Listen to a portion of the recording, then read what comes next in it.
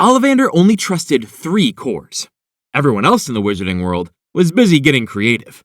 These are 12 wands built from materials Ollivander wouldn't touch. Let's see how wooden cores cooperate, clash, or just plainly refuse to work at all. 1. Bloodwood and Erumpent Horn. Bloodwood is a dense, dark timber that weeps a resin the color of old blood when cut fresh.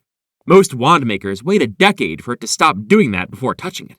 The core is a shaving from an erumpent horn, harvested exclusively from animals that died of natural causes, because nobody has ever tried it the other way and lived to publish a follow-up.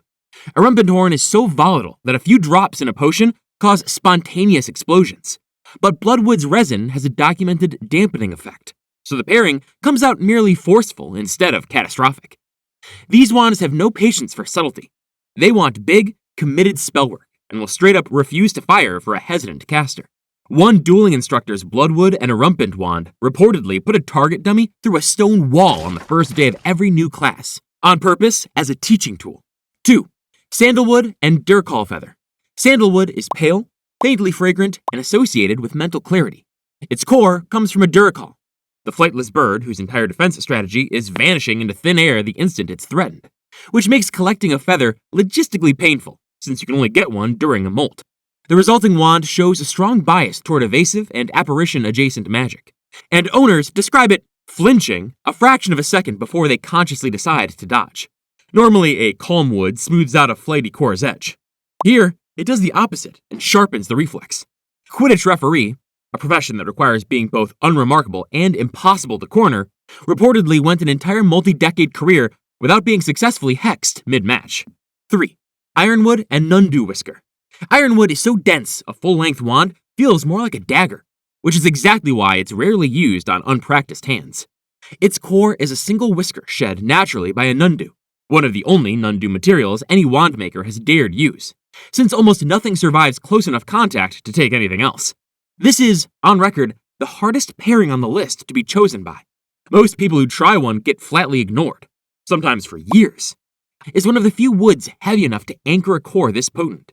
Lighter woods paired with Nundu Whisker in past experiments reportedly cracked within a season.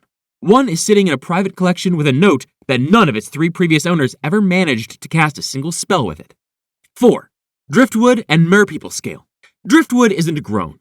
It's found. Years in salt water means no 2 pieces share the same density or salt content, which makes it a nightmare to standardize. The core is a single scale shed naturally by a merperson, obtained only through trade or gift, since merpeople communities are not fans of anyone harvesting from them directly. These wands respond unusually well to incantations spoken underwater or through translation spells, and unusually badly to silent casting. Because no piece of driftwood is truly uniform, wand makers report every wand in this pairing behaving slightly differently, even with an identical core. The least standardized entry on the list.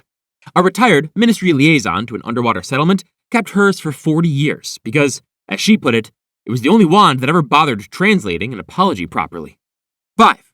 Bog-Oak and Ashwinder Ash. Bog-Oak is one that spent centuries submerged in peat, turning stone hard and nearly black. Some wand makers argue it's barely wood anymore. Its core is a pinch of ash from an ashwinder's nest, the fire snake born from an unattended magical flame that lives for a matter of hours before dying and leaving behind tightly regulated ash. This wand delivers short, intense bursts of power, followed by a documented cooldown period where performance noticeably drops. Bog-Oak's slow, centuries-long transformation stabilizes the ash's otherwise short-lived volatility. Pair the same ash with a young wood instead, and it reportedly burns out within a few years. A dueling champion's Bog-Oak and Ashwinder wand went undefeated in first rounds for a decade and was famous for falling apart in anything that went the distance. 6. Trollbone and Basilisk Fang. Carved trollbone is nearly indestructible and brutal to shape, requiring tools most wand makers simply don't own. The core is a shaving from a shed basilisk fang, venom potent enough to destroy a Horcrux, and toxic enough in shaving form that only a handful of wand makers in recorded history have dared touch it. This is the most dangerous pairing on the list to be mismatched with. In the wrong hands, it's documented as capable of channeling curses with unusual, almost surgical lethality. Trollbone's near total inertness is the only reason the core doesn't poison the caster through use. Earlier experiments with more reactive materials reportedly had to be destroyed outright. Only one Trollbone and Basilisk Fang wand appears in any ministry confiscation record, seized from a curse breaker whose case file simply reads, "Recommend permanent storage, do not reissue." 7. Moonstone and Unicorn Horn Dust. Moonstone is a pale, faintly luminous crystal, chosen for wand making because it's cool to the touch and holds an enchantment with unusual stillness. The core is fine dust, ground from a naturally shed unicorn horn fragment, rarer and more potent than unicorn hair, since unicorns only shed horn material under extraordinary circumstances. This is consistently the calmest wand on record, resistant to being provoked into reckless casting even by a panicking owner. It shows up disproportionately often in the kits of St. Mungo's trained healers, prized for distorting delicate healing work as little as possible under pressure. Because neither material has an aggressive instinct, this pairing genuinely struggles at offensive magic regardless of skill, one of the few wands that actively works against a caster's intent rather than simply being unsuited to it. A senior healer's wand went a 40-year career without ever once casting a hex in anger. Number 8. Dragonglass and Phoenix Ash. Dragonglass is volcanic obsidian formed where dragonfire has scorched the same patch of ground for centuries, fusing sand into glass that's brittle-looking but surprisingly tough. Its core is ash gathered from the exact spot of a phoenix's burning day, rather than a feather, since it requires being present at exactly the right moment.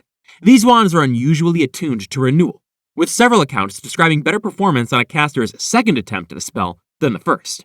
Recorded owners skew toward people who came to magic later in life or recovered from serious setbacks before ever picking one up. Dragonglass's own fire-scorched origin makes it uniquely comfortable holding something this combustion-adjacent. The same ash tried in ordinary glass simply failed to bond. One such wand was rejected by 3 prospective owners before finally choosing a 4th who'd failed his practical exams twice. 9. Coral and grindylow sinew.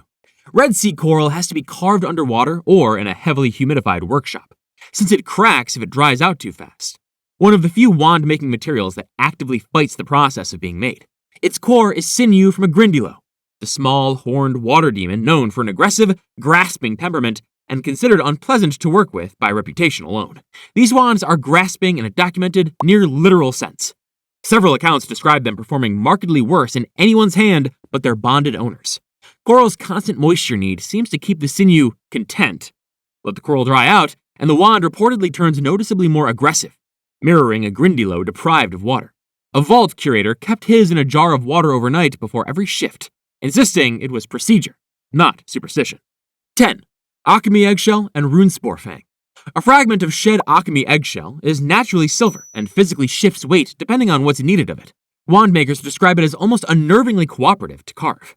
The core is a fang from a runespoor, the 3-headed serpent whose heads reportedly specialize in planning, evaluating, and deciding, giving this wand a reputation for aiding foresight. Casting with it involves a slight, consistent delay between intention and effect, as though it's quietly weighing the spell before committing.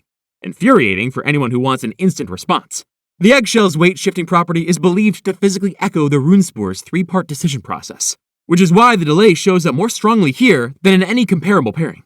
A ministry policy drafter described her alchemy and runespoor wand, across a decades-long career, as never once fast and never once wrong. 11. Amber and Swooping Feather. Amber is fossilized tree resin. Technically not wood, though wand makers who classify things for a living still argue about it, and stays warm to the touch even in cold weather. Its core is a feather from a swooper, the brightly colored bird whose song is legally required to be silenced, since prolonged exposure drives listeners slowly mad. Owners consistently describe strong performance on emotion-based charms and near-zero ability to stay subtle. Spells cast with it visibly reflect the caster's mood, whether they intend it to or not. Amber's warmth is thought to excite the feather rather than calm it, the opposite of what most wand makers expect from a mellow material. Cooler cores paired with amber in isolated tests showed none of the effect. A party entertainer's amber and Fooper wand is credited, only half-jokingly, with never once producing the same colored spark twice at the same event. 12. Meteoric Silver and Sphinx Whisker. Meteoric silver is smelted from a meteorite fragment rather than mined from the ground, which wand makers believe is the reason it behaves so differently from ordinary silver in a core. The core itself is a whisker from a sphinx, the riddling guardian creature whose whiskers are almost never obtained voluntarily, since a sphinx does not simply hand one over. This wand is sharp and famously resistant to careless use, testing new casters with unpredictable minor misfires before settling down, as if deciding whether they're clever enough to deserve it. Ordinary mined silver paired with Sphinx Whisker in experimental builds reportedly refused to spark at all.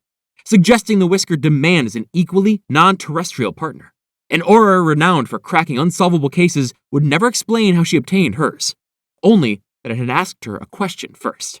Want to see what happens if Harry never sets foot in Hogwarts? Check out What If Harry Attended Every Other Wizarding School,